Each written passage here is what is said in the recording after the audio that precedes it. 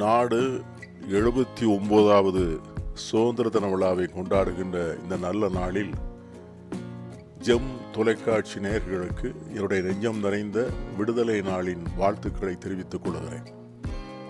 விடுதலை பெற்று 79 ஆண்டுகள் நிறைவு செய்திருக்கின்ற நல்ல நேரத்தில் நாம் நடந்து வந்த பாதையை திரும்ப பார்க்கின்ற போது உள்ளபடியே நமக்கு பெருமையாக இருக்கிறது.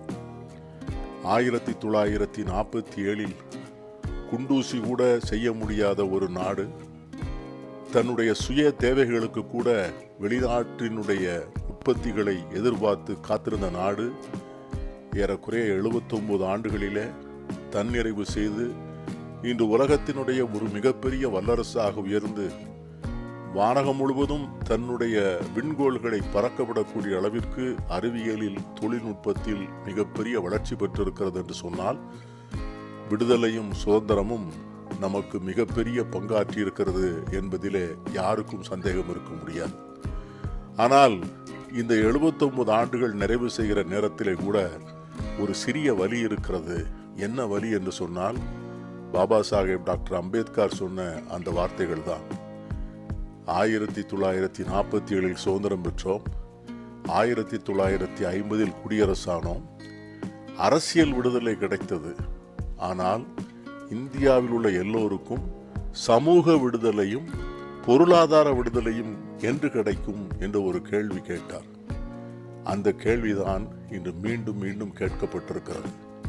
சுதந்திரம் தந்த முன்னேற்றமும் வளர்ச்சியும் அது தந்திருக்கின்ற நல்வாழ்வும் ஒரு தரப்பு மக்களுக்கு மட்டுமே சேர்ந்திருக்கிறதா? சமூகத்திலே பல்லாண்டு காலமாக அடியிலே வைத்து மிதிக்கப்பட்டு புறக்கணிக்கப்பட்டு ஒடுக்கப்பட்டு கிடந்த மக்கள் சாதிய ரீதியாக பிறப்பு ரீதியாக முன்னேற்றத்திற்கான வாய்ப்புகளை இழந்தவர்களுக்கு சுதந்திரம் முழுமையான வாய்ப்புகளை வழங்கியிருக்கிறதா என்கிற கேள்விதான் இன்று சமூக நீதிக்கான கேள்வியாக வெடித்து கிளம்பியிருக்கிறது. ஆகவே இந்த நல்ல நாளில் அந்த சமூக நீதிக்கான முன்னெடுப்புகளை மேற்கொள்ள வேண்டும். இதுகாரும் அதிகாரம் மறுக்கப்பட்டவர்கள், கல்வி மறுக்கப்பட்டவர்கள், வாய்ப்புகளை இழந்தவர்கள், குறிப்பாக பட்டியலின மக்கள், பழங்குடி மக்கள், பிற்படுத்தப்பட்டவர்கள், பெண்கள், இவர்களை போன்ற நலிந்த பிரிவினருக்கு அதிகாரத்தில் முழுமையான பங்கு வழங்கப்பட வேண்டும் என்பதுதான் இந்த சுதந்திர திருநாளிலே நாம் ஏற்றுக்கொள்கின்ற உறுதிமொழியாக இருக்க முடியும். அந்த உறுதிமொழியை ஏற்றுக்கொண்டு பயணிப்போம்.